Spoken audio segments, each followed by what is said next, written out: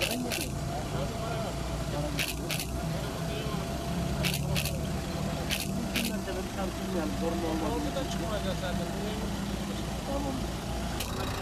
çıkması yasaklandı. Dolayısıyla çıkaramazsın abi. Para cezası var. Yakışıklı çekeydi.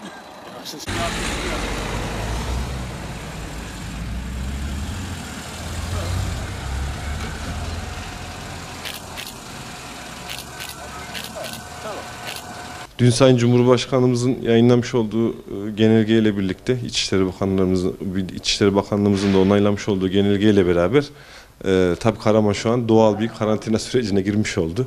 Çünkü bizim çevre illerimiz Antalya, Mersin ve Konya Büyükşehir'i. Dolayısıyla bütün çevre yollarımız kapatıldığı için şu an biz de bir doğal karantina sürecindeyiz. Tabii bu bizi ticareten de çok etkiledi.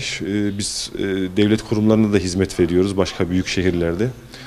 Ulaşım kapandığı için şu an işlerimizi yerine getiremiyoruz. Tam olarak seyahat izin belgesinin kapsamını da bilmiyoruz. Biz izin alabileceğiz mi, alamayacağız mı?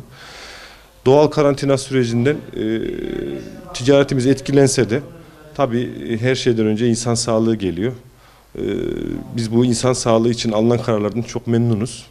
Elimizden geldiğince sosyal mesafeye dikkat etmeye çalışıyoruz. İnşallah doğal karantina süreci hayırlısıyla biter. Biz de işlerimize bir an önce döneriz.